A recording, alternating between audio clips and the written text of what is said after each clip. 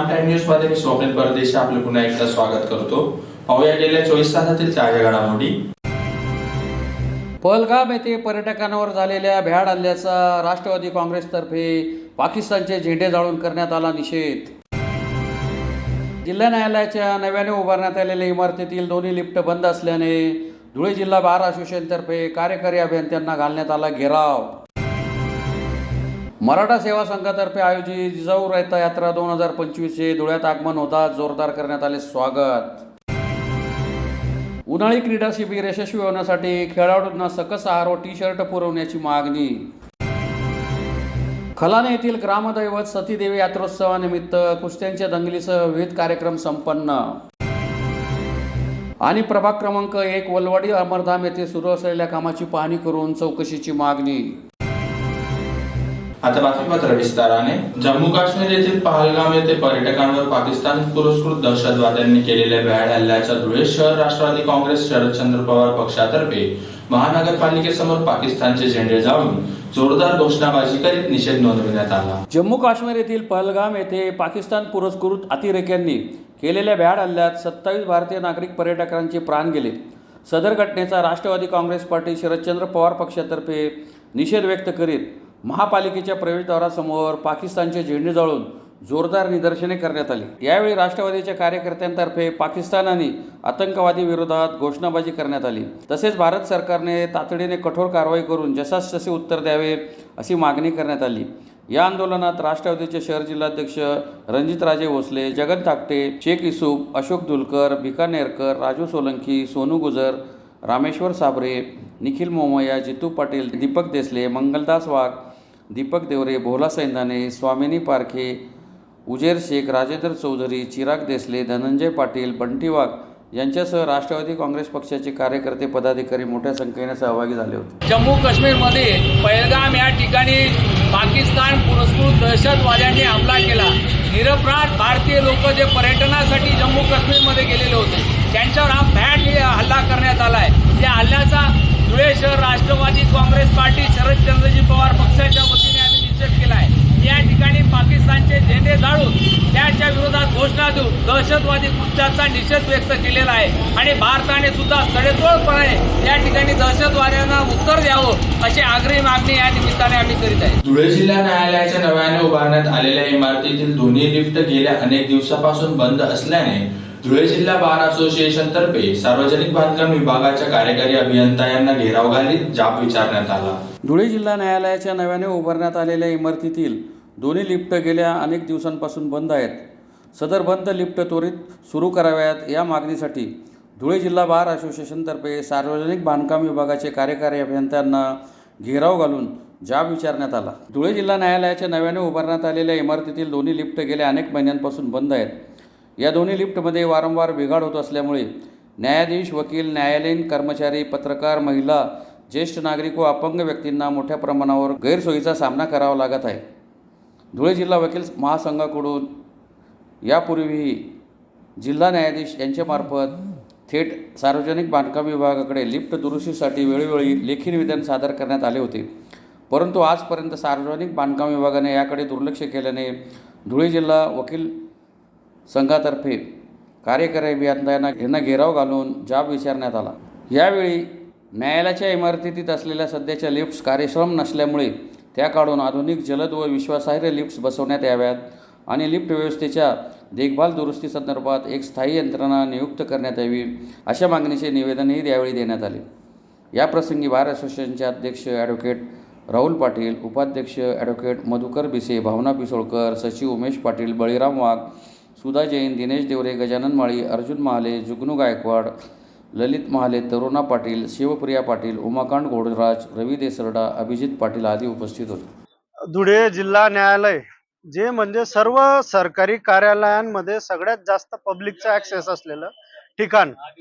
सदर ठिकाणी 3 मजले आहेत, एकूण 12 ते 13 कोर्ट आहेत, परंतु लिफ्ट जशी बसवली सुरुवातीपासून तशी नादुरुस्त स्थितीत आहेत। अनेक वेळा लोकांवर जीव घेणे प्रसंग आले। सदर लिफ्ट अचानक बंद पडते, लहान मुलं, वयोवृद्ध, आमचे सिनियर वकील पण असतात, बऱ्याच वेळेस जीवावर बेतलं। त्या संदर्भात आम्ही अनेक पत्रव्यवहार केले, तोंडी तक्रारी केल्या, परंतु त्यानंतर देखील लिफ्टसह ज्या कोर्टातल्या इतर समस्या आहेत लोकांसाठीच आहे, हा आमचा वकिलांचा विषय नाही, तर हा सामान्य जनतेचा विषय आहे. तर त्या प्रश्न सोडवण्यात आले नाही, म्हणून आम्ही शेवटी निर्णय घेतला की PWDचे अधीक्षक अभियंता यांना घेराव घालायचा आणि आपल्या म्हणजे लोकांच्या मागण्या त्यांच्या मार्फत करून घ्यायच्या. एक जीवघेणा प्रसंग, समजा एखाद्याचा जीव जिल्हा न्यायालयाच्या लिफ्टमध्ये गेला तरी सगळ्यात दुर्दैवी बाब राहील, यासाठी आम्ही आज आमचं निवेदन दिलं, घेराव घातला. तरी साहेबांनी आम्हाला समस्या सोडवण्याचं आश्वासन दिलंय आणि समजा एक निहित वेळेत या समस्या जर सोडवल्या गेल्या नाहीत तरी आम्ही आंदोलनाचा अजून वेगळा मार्ग निवडू आणि गुन्हे सुद्धा दाखल होऊ शकतात. अशा प्रकारचं कृत्य आहे तर गुन्हे पण दाखल करू, अशी आमची धुळे बार असोसिएशनची भूमिका आहे. मराठा सेवा संघातर्फे आयोजित जिजाऊ रथयात्रा 2025 चे मंगळवारी दुपारी धुळ्यात आगमन झाले. यावेळी शहरातील पारोळा रोडवरील छत्रपती शिवरायांच्या पुतळ्याजवळ रथयात्रेचे जोरदार स्वागत करण्यात आले. मराठा सेवा संघ आयोजित जिजाऊ रथयात्रा मराठा जोडो अभियान या एकात्मिक रॅलीचे मंगळवारी दुपारी धुळ्यात आगमन झाले. त्यानिमित्त प्रकाश चित्रपटगृहाजवळील छत्रपती शिवरायांच्या पुतळ्याजवळ मराठा सेवा संघ तसेच सामाजिक पक्ष व संघटनांतर्फे रथयात्रेचे जोरदार स्वागत करण्यात आले. आज आपल्या समाजासमोर मोठी आव्हाने उभी आहेत. जातीयवाद, गुन्हेगारी, भ्रष्टाचार, धार्मिक आणि राजकीय उन्माद यासारख्या अनेक कारणांनी सामाजिक एकता धोक्यात आली आहे. धार्मिक सलोखा दुभंगला आहे आणि समाजाची मजबूत वीण विस्कटत चालली आहे. समाजामध्ये संशयाचे आणि तणावाचे वातावरण निर्माण झाले.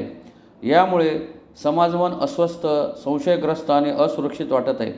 त्याचा थेट परिणाम आपल्या सामाजिक, आर्थिक आणि सांस्कृतिक व्यवस्थेवर होत आहे. ही परिस्थिती बदलण्यासाठी युवक, युवती, विद्यार्थी, शेतकरी, प्रौढ, महिला, पुरुष यांच्याशी संवाद साधण्यासाठी, समाजाला एकसंघ करण्यासाठी आणि राष्ट्र उभारणीच्या कार्यात बंधुभाव जपत आपल्या ऐक्याचा जागर घालण्यासाठी मराठा सेवा संघाचे संस्थापक अध्यक्ष पुरुषोत्तम खेडकर यांच्या संकल्पनेतून प्रदेशाध्यक्ष विजय घोगरे, प्रदेश महासचिव चंद्रशेखर शिखरे यांच्या मार्गदर्शनाखाली मराठा सेवा संघाच्या माध्यमातून जिजाऊ रथयात्रा 2025 अंतर्गत मराठा जोडो अभियान आयोजित करण्यात आले आहे. या रथयात्रेत गुन्हेगारी आणि भ्रष्टाचार निर्मूलनाविषयी जनजागृती, समाजातील प्रत्येक व्यक्तीने जबाबदारीने कायद्याचे पालन करणे, सुशासनासाठी सजग नागरिक होणे, सामाजिक वीण पुन्हा मजबूत करण्यासाठी कुटुंब संस्था, संस्कार आणि परंपरांचा सन्मान, मराठ्यांच्या उज्ज्वल परंपरेचे स्मरण करून सामाजिक बांधिलकी दृढ करणे याबाबत मार्गदर्शन केले जात आहे. ही यात्रा संपूर्ण बहुजन समाजासाठी आहे. धुळ्यात जिजाऊ रथयात्रेचे आगमन झाल्यानंतर सभा घेण्यात आली. या सभेत मान्यवरांनी मार्गदर्शन केले. यावेळी माजी आमदार प्राध्यापक शरद पाटील, शिवसेना जिल्हा प्रमुख अतुल सोनवणे, राष्ट्रवादीचे जिल्हाध्यक्ष रणजितराजे भोसले, साहेबराव देसाई यांच्यासह मराठा समाजाचे पदाधिकारी व कार्यकर्ते तसेच समाज बांधव मोठ्या संख्येने उपस्थित होते. समाजाच्या उद्धारासाठी कार्य केलं तर सर्व महामानवांच्या विचार कार्याला अभिवादन करतो. आज या ठिकाणी जवळपास 4000 किलोमीटर प्रवास करून विदर्भ सारख्या रखरखत्या उन्हातून सर्व महाराष्ट्रातून ही जिजाऊ रथ यात्रा संपूर्ण बहुजन समाजामध्ये सलोखा निर्माण करण्याच्या उद्देशाने प्रबोधन करत आपल्या धुळे शहरात आलेली आहे. आपल्या धुळेकरांचं सर्वांचं भाग्य आहे की आपण इथं यांच्या स्वागतासाठी उपस्थित आहोत. आम्ही संपूर्ण धुळे शहराच्या वतीने या रथयात्रेचे संकल्पक आदरणीय अर्जुनरावजी तनपुरे सर, सौरभदादा खेडेकर आणि त्यांचे सर्व सहकारी यांचं धुळे जिल्हा मराठा सेवा संघाच्या सर्व कक्षांच्या वतीने तसेच धुळ्यातील सर्व मराठा बहुजन संघटना, सकल मराठा असेल, छावा संघटना असतील, सर्व बहुजन समाजाच्या संघटना, निसर्गमित्र समिती असेल, सर्व या ठिकाणी एकत्रित जिजाऊ रथ यात्रेसाठी सहभागी झालेले आहेत. त्या सर्वांच्या वतीने मी जिजाऊ रथ यात्रेचे स्वागत करतो आणि यानंतर ही रथयात्रा आपण साक्रीला तसेच पिंपळनेर या भागात जाणार आहोत. त्यामुळे जास्त वेळ न घेता मी सौरभ दादा आणि अर्जुनराव तनपुरे सर यांना विनंती करतो त्यांनी जमणू समुदायाला मार्गदर्शन करावं आणि या रथयात्रेच्या निमित्ताने गेले काही दिवसापासून ज्या सर्व संस्थांनी आम्हाला या ठिकाणी मदत केली आहे, पाटण्याचे मधुबापू असतील, बाळापूर असेल, नवलनगर असेल, या सर्व संस्थांचं मी आभार व्यक्त करतो आणि माझे 2 शब्द संपवतो. जय जिजाऊ, जय शिवराय. धुळे जिल्हा क्रीडा अधिकारी कार्यालयामार्फत आयोजित उन्हाळी क्रीडा शिबिर यशस्वी होण्यासाठी खेळाडूंना सकस आहार व टी शर्ट पुरवावा अशी मागणी धुळे जिल्हा क्रीडा महासंघातर्फे जिल्हाधिकाऱ्यांना निवेदनाद्वारे करण्यात आली आहे. धुळे जिल्हा क्रीडा अधिकारी कार्यालयामार्फत आयोजित उन्हाळी क्रीडा प्रशिक्षण शिबिर यशस्वी होण्यासाठी खेळाडूंना सकस आहार व टी शर्ट उपलब्ध करून द्यावे अशी मागणी धुळे जिल्हा क्रीडा महासंघातर्फे जिल्हाधिकाऱ्यांना निवेदनाद्वारे करण्यात आली आहे. निवेदनात म्हटले आहे की जिल्हा क्रीडा अधिकारी कार्यालयामार्फत 2025-26 अंतर्गत दिनांक 21/4/2025 ते 20/5/2025 दरम्यान विविध खेळांचे प्रशिक्षकांमार्फत सकाळी 6 ते 8 व सायंकाळी 6 ते 8 या वेळेस विविध मैदानांवर सदर प्रशिक्षण शिबिर आयोजित केले जाणार आहे. यात एकूण 800 ते 900 खेळाडू सहभागी होतील. त्यासाठी प्रत्येक खेळाडूंना फक्त सहभाग प्रमाणपत्र दिले जाणार आहे, असे जिल्हा क्रीडा अधिकारी अविनाश टिळेकर यांनी विविध खेळांच्या संघटनेचे पदाधिकारी यांना आयोजित केलेल्या सभेत माहिती दिली. या प्रशिक्षण कालावधीत भविष्यात राष्ट्रीय व आंतरराष्ट्रीय खेळाडू घडावे या दृष्टिकोनातून खेळाडूंना सकस आहार व टी शर्ट मिळाल्यास खूप चांगले होईल. त्यामुळे प्रशिक्षण शिबिर यशस्वी होईल व जास्तीत जास्त खेळाडू सहभागी होतील. यापूर्वी देखील आपण असे सहकार्य केलेले आहे, तरी आम्ही केलेल्या विनंतीचा सहानुभूतीपूर्वक विचार करून सकस आहार व टी शर्ट उपलब्ध करून द्यावे अशी मागणी करण्यात आली आहे. यावेळी अध्यक्ष डॉक्टर महेश गुगरी, सरचिटणीस पंढरीनाथ बडगुजर, मुझफ्फर अली, राहुल बर्वे, राजू सोनवणे, हेमंत कुलकर्णी, विजू पंजाबी, निखिल मोरे, अनिल संचेती, भरत ठाकूर, धनंजय पाटील आदी उपस्थित होते. धुळे जिल्ह्यातल्या विद्यार्थ्यांसाठी उन्हाळी क्रीडा प्रशिक्षण शिबिराचं आयोजन कालपासून सुरू झालेलं आहे. या विद्यार्थ्यांना सकस आहार मिळावा तसेच टी शर्ट मिळावे यासाठी धुळे जिल्हा क्रीडा महासंघाच्या वतीने आज माननीय जिल्हाधिकारी साहेबांना निवेदन देऊन सविस्तर चर्चा करण्यात आली आणि जिल्हाधिकारी महोदयांनी त्याला सक्रिय प्रतिसाद दिलेला आहे. क्रीडा विश्वासंदर्भातल्या जिल्ह्याच्या काही समस्या सुद्धा आम्ही त्यांच्या कानावर घातल्या. त्याही समस्यांमध्ये लक्ष काढण्यासंदर्भात त्यांनी आम्हाला आश्वासन दिले. शिंदखेडा तालुक्यातील खलाणे येथील ग्रामदैवत सतीदेवी यात्रोत्सव निमित्त कुस्त्यांच्या दंगलीसह विविध कार्यक्रमांचे आयोजन करण्यात आले होते. शिंदखेडा तालुक्यातील खलाणे येथील ग्रामदैवत सतीदेवी यात्रोत्सवानिमित्त 12 गाड्या ओढणे, तगतराव मिरवणूक, लोकनाट्य तमाशासह कुस्त्यांच्या दंगलीचे आयोजन करण्यात आले होते. यात्रोत्सवानिमित्त गावात विविध खेळणी, पाळणी तसेच मिठाईची दुकाने थाटण्यात आली होती. खलाणे येथील ग्रामदैवत सतीदेवी यात्रोत्सव कोरोना काळात खंडित झाला होता. गेल्या 7-8 वर्षापासून खंडित झालेल्या यात्रोत्सव पुन्हा माजी सरपंच तथा दक्ष पोलीस टाईमचे संस्थापक विजय टाटे यांच्या पुढाकाराने तसेच गावकऱ्यांच्या सहकार्याने पुन्हा सुरू करण्यात आला. यात 12 बैलगाड्या ओढणे, तगतराव मिरवणूक, लोकनाट्य तमाशा यासह कुस्त्यांच्या दंगलीचे आयोजन करण्यात आले होते. कुस्त्यांच्या दंगलीत जिल्ह्यातील मल्लपटूंनी स्वयंस्फूर्तीने सहभाग घेऊन कुस्त्यांची दंगल यशस्वी केली. या प्रसंगी धुळ्याचे माजी महापौर भगवान करंकाळ, शिवसेनेचे जिल्हाप्रमुख सतीश महाले, भाजप प्रदेश प्रवक्ता संजय शर्मा, कृषी उत्पन्न बाजार समिती सभापती नारायण पाटील, राष्ट्रवादी काँग्रेसचे रणजितराजे भोसले, माजी सरपंच नेवाडे RR पाटील, माजी सरपंच खलाणे विजय टाटिया आदी उपस्थित होते. 70 ते 75 वर्षापासून आई सतीदेवीची यात्रा इथं पारंपरिक नुसार भरत होती. काही कारणास्तव गेल्या 6-7 वर्षापासून यात्रा बंद झाली. त्याच्यात काही करोना काळ होता, काही आपसात वादविवाद होते, त्याच्यामुळे यात्रा बंद होती. आता हे पहिलंच वर्ष नवीन शुभारंभ आम्ही केलेलं आहे. त्यानिमित्ताने 12 गाडा, बैलगाड्यांच्या कुस्त्या, आपल्या यात्रा, तमाशे बरं, आणि आता आज शेवटचा दिवस कुस्त्यांचा होता. तो कुस्त्यांचा बी धुळ्याचे माजी आपलं प्रथम महापौर भगवान बाबूजी करंकाळ, सतीश तात्या माले, संजय शर्मा, आमचे झेडपी गटाचे पंकजदादा कदम, अन्य मान्यवरांच्या उपस्थितीत अत्यंत उत्साहात पार पडला आणि आमची यात्रा सर्व गाव आमचं एकजूट असल्यामुळे आमची यात्रा पण अत्यंत कोणाला गालबोट न लागतात तमाशे 3-3 तमाशे असून सुद्धा कुठल्याच प्रकारचं गालबोट न लागता शांतचित्तेत पार पडली. अशी शांतचित्तेत पुन्हा सर्वच्या गावाच्या सहकार्याने पार पडावी हीच परमेश्वराकडे आई सती देवीकडे प्रार्थना करतो. धन्यवाद. धुळे शहरातील प्रभाग क्रमांक 1 वलवाडी आमरधाम येथे सुरू असलेल्या कामाची पाहणी करून चौकशी करावी अशी मागणी माजी पंचायत समिती सदस्य अशोक चौधरी व नागरिकांतर्फे जिल्हाधिकाऱ्यांना निवेदनाद्वारे करण्यात आली आहे. धुळे शहरातील प्रभाग क्रमांक 1 वलवाडी अमरधाम येथे सुरू असलेल्या कामाची चौकशी करावी अशी मागणी माजी पंचायत समिती सदस्य अशोक चौधरी व नागरिकांतर्फे जिल्हाधिकाऱ्यांना निवेदनाद्वारे करण्यात आली आहे. निवेदनात म्हटले आहे की वलवाडी अमरधाम येथे सुरू असलेले काम अत्यंत निकृष्ट दर्जाचे होत आहे व गावातील नागरिकांनी दिलेल्या सूचना म्हणजे जे काम इस्टिमेटमध्ये दिले आहे त्याप्रमाणे काम होत नाही. आम्ही गावातील नागरिक प्रत्यक्ष कामाची पाहणी करण्यासाठी गेलो असताना असे दिसून आले की ज्या ठिकाणी आता नव्याने स्लॅब टाकण्यात आला आहे त्यावर आजतागायत पाणी मारले नाही. तसेच खडी रेतीचे प्रमाणाचा वापर देखील योग्य प्रकारे झालेला नाही. तरी या संपूर्ण कामाचे स्ट्रक्चरल ऑडिट करण्यात यावे. तसेच कंपाऊंड दुरुस्ती न करता कुठल्याही प्रकारे डागडुजी न करता त्यावर मेटल फायबर पत्रा झाकून प्रवेशद्वार करण्यात आले आहे व त्या कॉलमचे प्लॅस्टर निघाले होते त्याची देखील दुरुस्ती झाली नाही. तसेच बैठक व्यवस्था व इतर भागातील कुठल्याही ठिकाणी दुरुस्ती न करता रंगकाम आता सुरू करण्यात आले आहे. आम्ही आपणास या अगोदरची परिस्थितीचे फोटो दाखवतो. तरी आपणास विनंती की प्रत्यक्षात आपण कामाचा दर्जा तपासावा. यात मोठ्या प्रमाणावर भ्रष्टाचार होत आहे. सदर काम हे जास्त दिवस टिकणार नाही. आपण चौकशी करावी.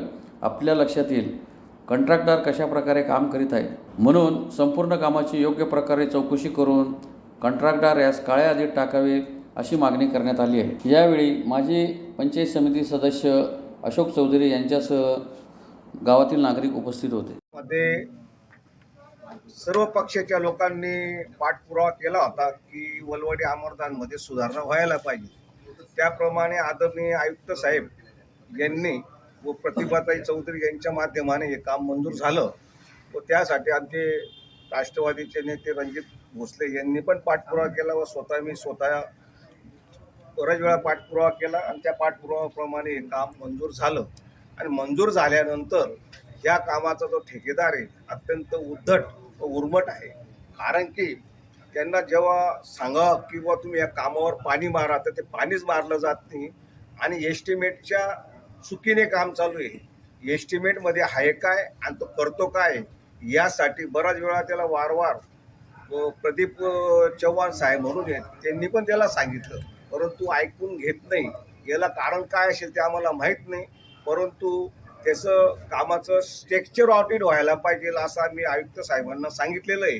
परंतु आजपर्यंत त्या कामावरती कुठल्याही महानगरपालिकेच्या अधिकाऱ्यांनी पण लक्ष घातलेलं नाही आहे. आणि हा जनतेचा पैसा आहे आणि हा जनतेचा पैशाचा जर दुरुपयोग होत असेल तर शासन काय करत आहे. तर शासनाला एकच विनंती आहे की सोयी मनुष्य जीवनात जन्म घेतो आणि त्याचा अंत आहे आणि त्या अंत झाल्यानंतर त्या अमरधाममध्येच शेवटची त्याचीवाली बैठक असते.